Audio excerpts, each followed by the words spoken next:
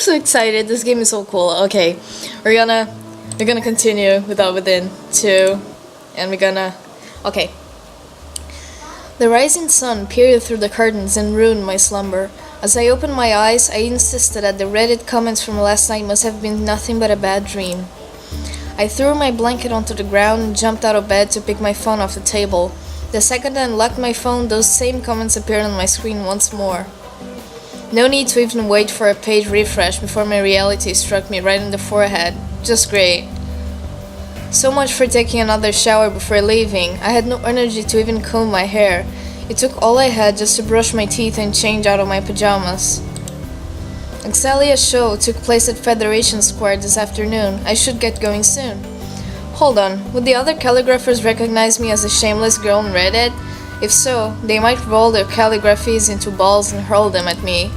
This hate would hopefully die down after a few weeks. Showing my face the very next day, however, seemed about as wise as kicking a lion in the crotch. What? Excelia never posted any photos of my face onto that thread, so I guessed it should be okay. Besides, I had accepted a grant for this trip, so I had an obligation to attend. Yeah, maybe just this once, I would use that YOLO saying that the kids like to toss around online. I had no clue what it even stood for, but YOLO swag. After strapping on my backpack, I left my room and rode the elevator down onto ground floor. A woman stood behind the counter in the lobby ahead. The man from last night must have finished his shift. "Good morning," the lady said. I caught her lips twitch, and I had a pretty good idea why. When I left my hair uncombed, my hair looked like a mop after toilet cleaning. YOLO swag, though. I'm heading to the city, I said. What's the best way to get there? The woman pointed at the automatic doors. You can catch a tram from across the road. It'll take you straight to the CBD. Have you got a Mickey card? I shook my head, and the lady pulled out a green plastic card from under the counter. Lucky last, she placed the card onto the table. There's a news agent just around the corner to your right. You can charge up the card there. I said my thanks, accepted her card, and exited the hotel. When I stepped out, I found a tram stop in a corner across the road, just like that lady said. But first, I turned right and headed into the newsagent. Oh my god, his face! The shopkeeper snored on his feet behind the counter. All the other shops on his street were still closed, so I guess he should be forgiven. I tiptoed up to the counter, trying to let this guy nap for just a few extra seconds. Excuse me? The man continued to tilt his head toward the side. I felt conflicted about whether to feel annoyed or to be impressed that he could snooze while standing. I shifted the birthday cards display up to his side, hoping he would nudge into it and wake up. The man swayed and bumped into the stand, causing those cards to spill all over the floor. Sorry, I stuttered. I just wanted to wake you up. The man yawned, letting me smell his morning breath. It's the third time this week, don't worry about it. I waved the Mickey card in my hand. Can I top this up here? I just enough for a few tram rides. $20 should do it. I pulled out my wallet and handed him a $20 note along with my card. The man pressed my card against the scanner on his table and it made a beep. There you go. He dropped the card back into my hand. I checked both sides of the card as if expecting some sort of number to show up. The plastic card showed no change whatsoever, which meant I must place my trust in this half-asleep guy. Might as well be going for a skydive with a parachute given to a monkey.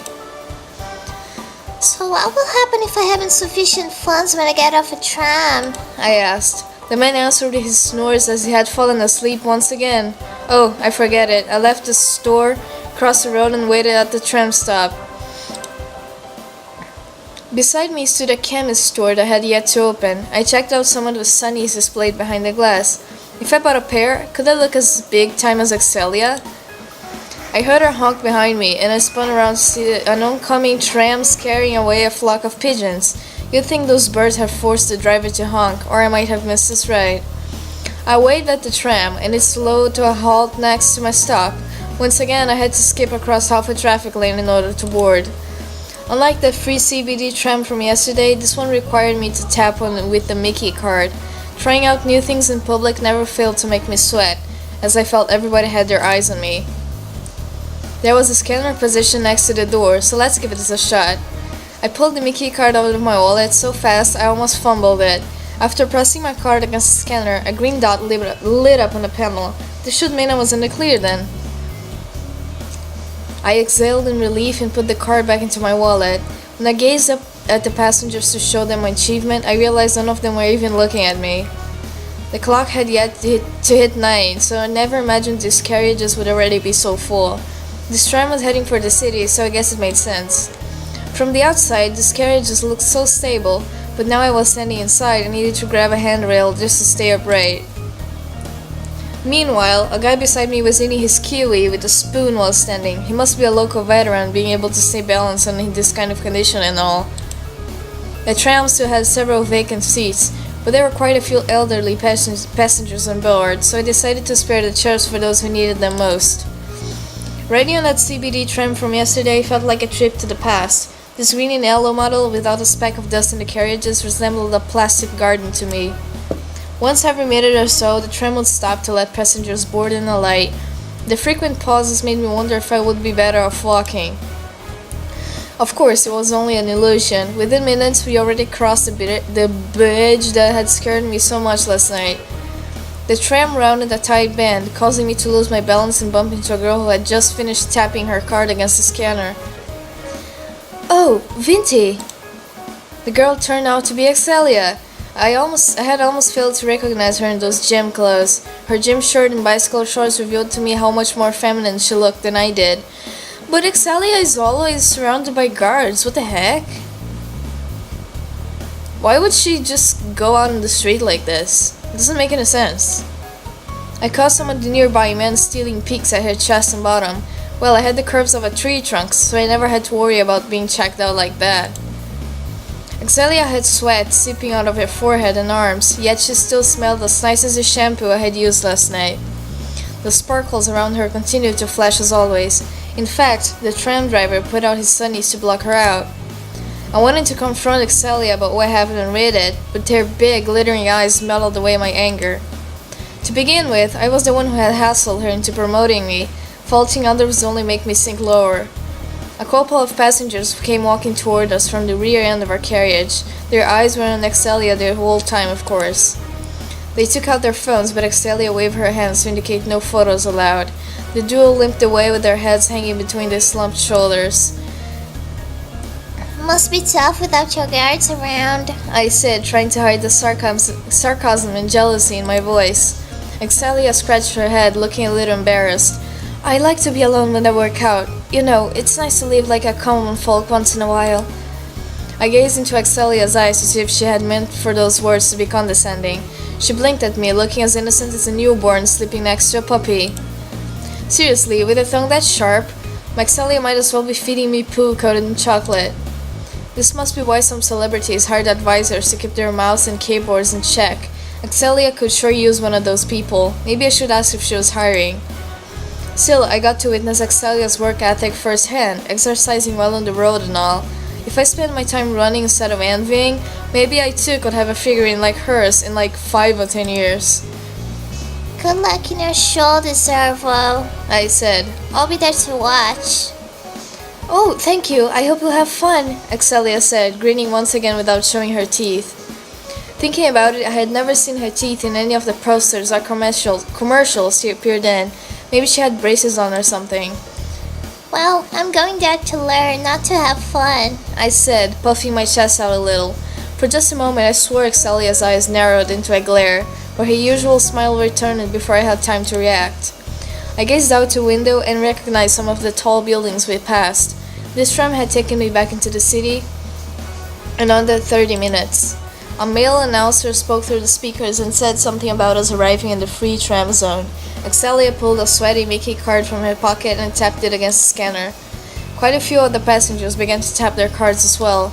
Maybe trams in the CBD were free then. I followed suit, almost dropping my card from nervousness. Excelia seemed to know what she was doing no matter where she went. Knowing her, I bet she had been invited to visit Melbourne many times before. Excelia pressed the stop button on the handrail, and the tram parked behind a traffic light before opening its doors. "I'll see you soon, Vinti." Excelia gave me a light bow before exiting the carriage. She probably had a 5-star hotel booked in the city somewhere. I alighted the tram several stops later to buy breakfast from a convenience store. No better way to begin the day than eating a cold sandwich with egg that tasted like it had expired 3 days ago. Ew! When I exited the store, 2 trams crossed paths in front of me. The drivers exchanged nods with one another. With so many trams around, I wondered if the drivers had to greet every colleague they saw. I pulled out my paper map, which looked more creased up than it did yesterday. Some of its edges had even been chipped off. No, it might be stingy on food, but not quite to a level where I would eat paper. The pieces must have fallen into my backpack somewhere. As I chewed on my sandwich, I scanned the map for my destination, Federation Square, a 10-minute stroll from Collins Street, which was there where I stood right now. I put away my map and started to walk. Right as I finished my sandwich, Federation Square appeared into view opposite a pedestrian crossing. A special plaza perfect for showcasing calligraphy. Calligraphers had already begun to gather around the square. A good few of them were taking photos of Flinders Street station located across the road. Even without doing a head count, I could tell there was well over 100 calligraphers here. I just hoped none of them would recognize me. Horse carriages formed a line on the road opposite Federation Square. Were these carriages for hire? Riding on one seemed fun, but that would have to wait for another time. I crossed the road and joined the other calligraphers at Federation Square. On the far side stood a couple of designer buildings, but the crowd had blocked my view of them. This guy standing next to me was on the phone and said something like, "Yeah, I'm in Fed Square. That must be what the locals call this place. Maybe I should start saying that as well to blend in."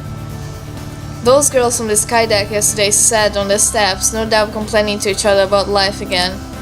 One of them glanced up during the chatter. Our eyes met for a moment, yet her expression showed no change. She must have already erased my face from her memory, fired by me. A man in a dark suit and red tie walked up to me.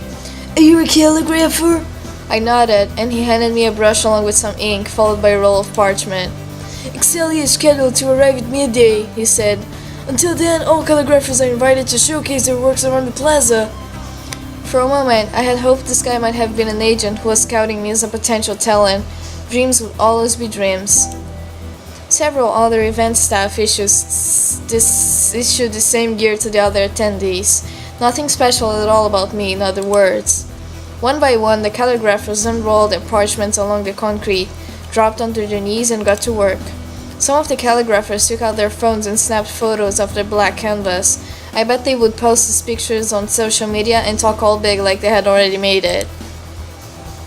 In the corner, a girl was tracing some signs in the air with her fingers and mumbling to herself. Must be a ritual of some sort. Meanwhile, another man sank into his knees above the stairs, slapping his palms together in a praying position. I guess he was channeling strength from the calligraphy gods. The staff had set up barricades to reserve a circle of space in the plaza.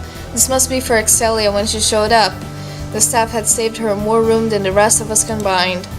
I peeked at other people's works as I straightened my parchment across the ground. These guys must be weird, but once they put ink to paper, their strokes looked quite refined. As I put down my backpack and lowered onto my knees, I wondered if I should draw a star in the air. Without any rituals, I felt as dull as a pack of original flavored chips. Sorry to the original fans out there. My fingers trembled as I dipped my brush into the ink container. This was the first time I performed in public, after all. When I worked alone in my room, I held my chin high like I had no equal. Now I felt like everyone had their eyes on me, waiting to catch a mistake so they could laugh in my face. Man, she sounds so much like me. I always think everybody is looking at me just speaking, thinking that, oh my gosh, she's gonna make something and I'm gonna laugh at her just because I can. It's so weird. To my side sat a boy with his parents standing beside him. He too had a brush in hand, but he had dipped in too much ink, causing half of his page to turn black. With a slip of the hand, the boy painted a stroke across the pavement. Those poor parents bowed frantically at the event staff while their kid giggled at the chaos he had caused. Well, I knew I had more skills than at least one person in here. I wiped some sweat off my brows, feeling a little relieved. Great, so I would even use this innocent child for a morale boost. It usually took me around an hour to complete a piece of calligraphy. Today I needed the same amount of time just to paint one stroke. No way could I allow myself to mess up in public. Fed Square was a tourist attraction, and as afternoon approached, more and more people started to show up. These tourists loitered around the plaza, eyeing our works with their arms either folded or locked behind their backs. I felt like a child having her homework critiqued by the teacher. Once in a while, I would point my brush toward the sun, trying to look artisty. Whenever someone walked by, I would stand up and stroke my chin, acting like some sort of master. 3 hours passed, and I at last finished my piece. Just as I completed my final stroke, the plaza erupted into whistles and applause. Oh, had these people finally recognized my greatness? The crowd separated, forming a lane for Excelia and her 2 guards to walk through. Should have known these people would never cheer for the likes of me. Heaving a sigh, I too joined with the crowd. The phone cameras clicked non-stop as the audience snapped pictures of Excelia. Her guards put up their hands, signaling the fans to stop, but they had no way of keeping them all under control. Excelia! Excelia! Excelia! Excelia! The fans shouted over one another to try and get their idol's attention. Excelia, may I get a photo with you? Can you sign some autographs for my kids? And 2 for me, of course. I can't believe I'm standing this close to Excelia. It's just like a dream. For some reason, this all sounded kind of familiar. Yeah, it's like a dream. The afternoon sun, combined with Excelia's sparkle, forced some of the fans to put on their sunglasses. As Excelia strutted by, the staff extended their hands to her. Excelia's guards shook their hands in her place, and the staff frowned like they had just lost the lottery by a number. One of the guards accidentally slumped onto my parchment as he marched by. Way to leave a footprint right in the middle of my work.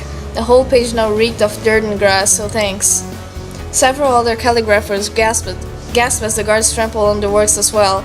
At least I had some company. Now all of our works looked like doodles from preschoolers. A 3rd guard ran up to Excelia from behind, holding a roll of parchment nearly twice his height. This guard dashed on ahead and unrolled his parchment across the space those staff had reserved. The 3 guards formed a triangle around the parchment and stretched their arms out. Those staff had already set up barricades, but apparently the guards preferred to serve as human shield. As Excelia walked up to the parchment, an event staff offered her a brush. Excelia shook her head to indicate there was no need. The audience began to whisper in anticipation, and I too held my breath as I prepared to witness Excelia's famous routine. Excelia reached inside her sleeve and pulled out a gold brush. There it was, just like the way she always did it on TV. The crowd let a woo, with a few muttering in agony under their breaths. From her other sleeve, Excelia fished out an ink container studded with diamonds. With gear like that, I almost wondered if she had some kind of allergy to plain black. Excelia's hair billowed in the afternoon breeze. The crowd fell quiet as she put down her container, opened the lid, and dipped her brush into the ink. On YouTube, I had seen recordings of Excelia at work, but because they were filmed in secret, the footage always came out blurry. Which pixel is Excelia, as the comments always read. Today, I could at last study Excelia's techniques firsthand. No way would I allow myself to even blink. Excelia stamped her feet together and closed her eyes. I could almost hear the audience swallowing in anticipation. Even the nearby road drivers poked their heads out of the window to see what was going on. Excelia lifted her shoe off the ground as if trying to squash a bug. As she stomped onto the pavement, she swung her brush and delivered the first stroke. Never before had I seen such a smooth wrist motion. The stroke came out at a perfect curve, plus that the ink thickened and thinned just at the right points. At just the right points, not a single drop of stray ink on the page. One of the staff covered her mouth as tears streamed down her cheeks. My works had made people laugh when they saw the screw-ups, but never before had they moved anyone to tears. At all this time, I had tried to convince myself that Excelia only reached her status through hype. Now I witnessed firsthand that she possessed skills I lacked, even in my dreams. If Excelia were a 60-year-old veteran, I could have accepted it. She was, however, only a year older than I. No way I could reach her level in 12 months, not even if I quit my job and trained full-time. This must be what they call a talent. I had the heart to climb, but without any gift, I might as well be scaling a tower with a stepladder. How I wish we could all have been born equal. Excelia continued to swing her brush in rhythm as if performing a dance. That crying step from earlier had passed out completely. With strokes this precise, I suspected Excelia might actually be a robot, but her lines also possessed a human quality that machines could never replicate.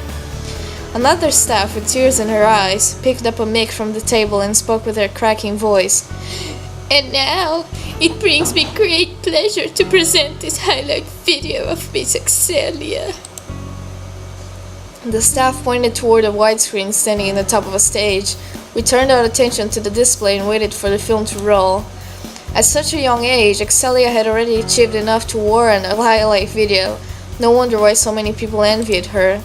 What about my video? Getting trolled on the streets, being late for work, becoming a YouTube sensation?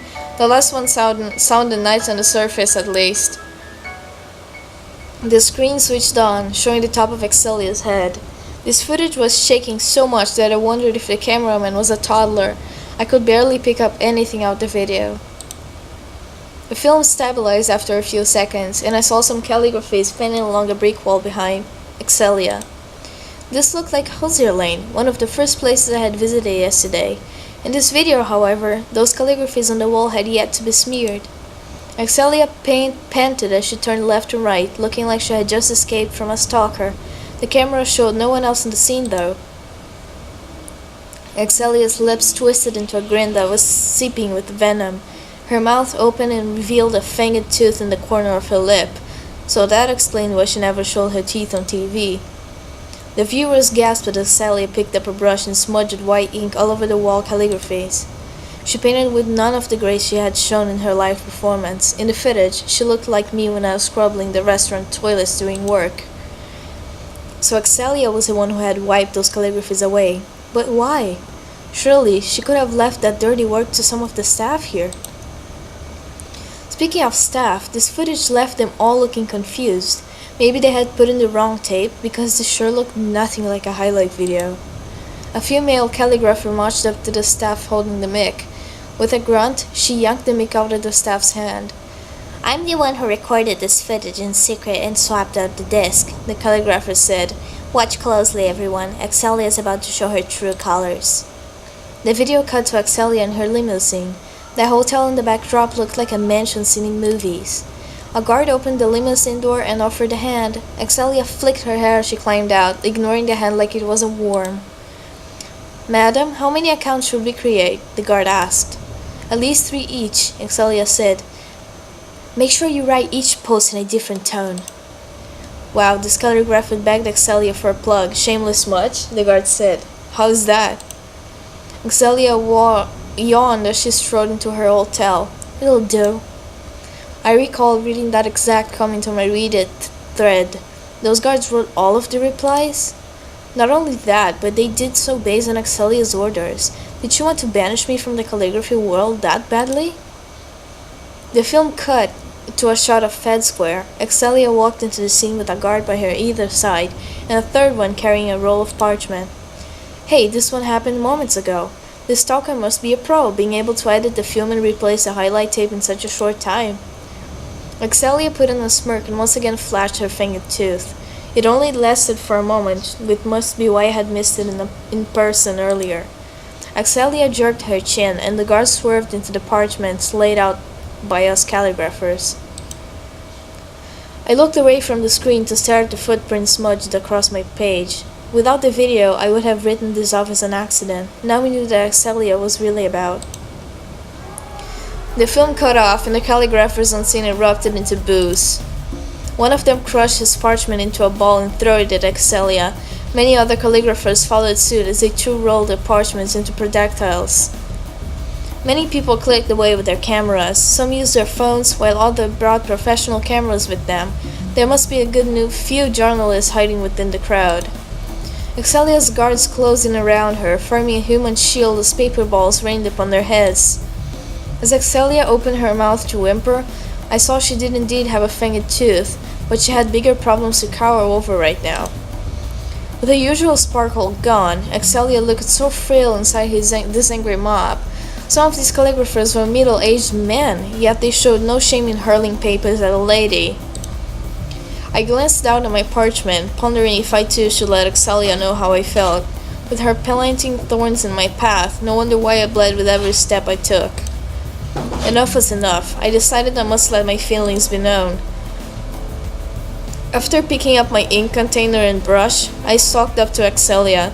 A few stray paper balls hit me behind the head, but I paid them no heed. I threw my ink container onto Excelia's parchment, staining her work in a pool of black. The crowd seized their papal assault and watched as I scribbled my brush all over Excelia's page until her work had been smeared beyond recognition. Satisfied with the damage, I tossed my brush onto the parchment. I've always wanted to do that. With all eyes now glued onto me, I could feel my cheeks reddening. Of all the times I could have picked to snap, I had to choose the biggest calligraphy event this year. At this rate, another dubstep remix might be imminent. "Hey!" a female voice called out. I turned around and saw a lady waving my piece of work in the air. It was one of the girls I had met in the skydeck yesterday. The girl tore my page into halves, then quarters. 3 hours of work ripped to shreds, yet the corner of my lips twitched in a smile. That paper already had footprints all over it. If this girl wanted to upset me, she would have to try a little harder. Another calligrapher yanked away someone else's parchment before folding it into a plane. He threw the plane skyward, and it came spiraling down, summing up his whole event rather nicely. Once that plane crashed onto the pavement, it was on. The calligraphers destroyed one another's works in whatever way they saw fit. Some even folded them into origami. One guy tore the paper in his hand into edible sizes and, well, started eating them. He might as well check himself into a hospital now. Another man tried feeding his paper scraps to a pigeon. What? Are people crazy? Fortunately, the bird flew off as if to say, "Ain't nobody got time for that." The staff traded baffled looks, perhaps unsure whether to intervene or join in. Sorry, but only those in the trenches had the right to participate. About time we stopped acting like pals and admitted we're adversaries. Wait, I need water.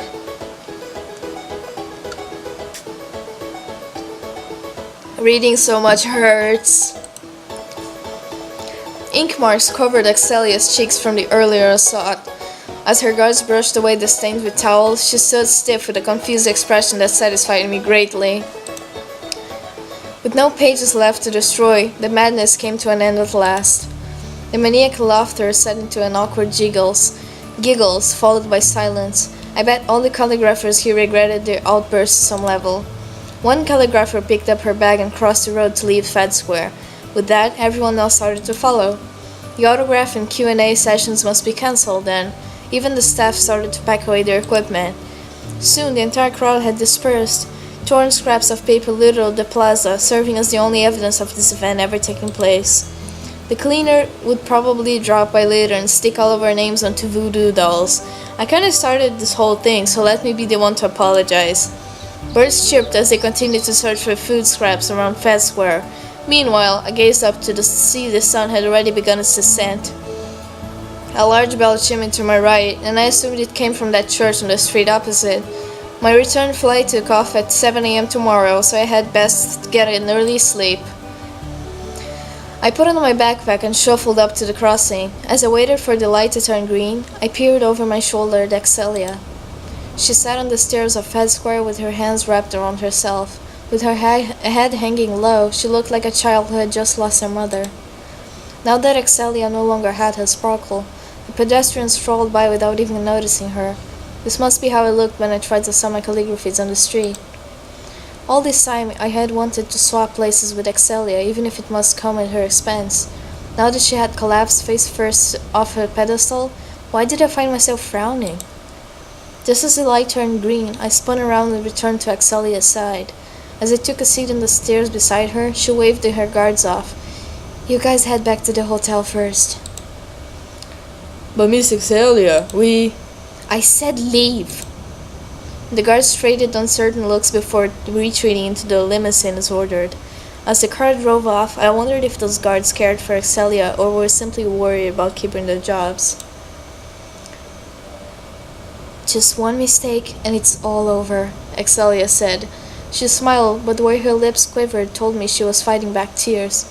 "You saw how I tried to ruin your career, Vinty. Go on, make fun of me." I stayed silent for a while as if trying to think of a witty insult. After some thought, the right words came to me. Let me shout you to that meal I promised. I said. Excelia blinked at me, looking confused as if we no longer spoke the same language. I got up, patted dirt off my bottom, and offered Excelia a hand. When she gave no response, I pulled her up by force and dragged her into a tram. The carriage looked even more packed than they did this morning. All these people in suits must be on their way home after a long day of work. I tapped on them with the Mickey card, and at least Excelia still had enough awareness to do the same. After putting the card back into my wallet, I pulled Excelia deeper into the carriage. Excelia tucked herself into a corner with her shoulders hunched, looking like a puppy strapped onto a roller coaster. For the whole ride, neither of us said a word. I twiddled my thumbs as I questioned if I had been too forceful. Once we crossed the bridge, the time had come for a still light. This time, Excelia tapped off and followed me out of the tram on her own. We crossed the road and walked into the restaurant where I had dinner last night. As soon as I entered, the cashier lady grinned like she had reunited with an old friend. "Vinty!" Excelia turned to me with her eyes slightly widened. For once, I felt like I was a celebrity instead of her. I had flies rather than sparkles buzzing around me, but oh well. With my head held high, I led Excelia up to a nearby table. The cushion on the left of the chairs looked torn, so I took that seat and saved the better one for Excelia, but they were probably all trash in her eyes. Once we both sat, the restaurant lady came over to hand us a menu each. "Hey Vinty, this is a friend of yours?" I nodded. This is Excelia. The lady put a hand over her lips. "She, the famous calligrapher? I've seen her in commercials and stuff. Damn!" Excelia lifted her brows, no doubt surprised that a waitress would drop an S-bomb on her customers. That would never happen in those 5-star restaurants Excelia frequented. Excelia grimaced as she read through the menu. Now she knew how I felt when I was looking at that menu on the plane. She had probably never seen these common folk dishes in her life. The beef noodle here is pretty good, I said. "I'll go with that then," Excelia said, handing her menu back to the lady. I ordered a plate of fried rice before returning my menu as well. "Won't be long, Hans," the lady said and jogged back behind the counter. Keeping to her word, she came out and delivered our dishes under 5 minutes. "What a massive bowl," Excelia murmured, staring at the beef noodles on her table. Wait, what is that? Oh, it's a cat. "It must be really expensive." $10 if I recall correctly, I said. Excelia gasped. "What a bargain!" More like those fancy restaurants were rip-offs, I thought, but I kept the opinion to myself. As I ate my fried rice, I stole a few glances at Excelia.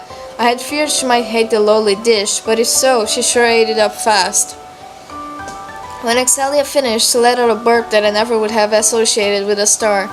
For a second, she slouched back on her wooden chair, but she straightened again with right away her flushed cheeks. Tonight, I caught Excelia trying to act like one of us, not the other way around. That made me smile and realize how silly I must have looked when I tried to copy her every move. As I finished my rice, Excelia took out her platinum card. I shook my head and pulled a couple of notes from my wallet. Even if Excelia insisted on paying, this place might not actually have a card reader. I wondered how long it had been since she last paid for anything with cash. Excelia followed me up to the counter while I paid for our meals. As she whispered thank you, I felt like I was a big sister for a change.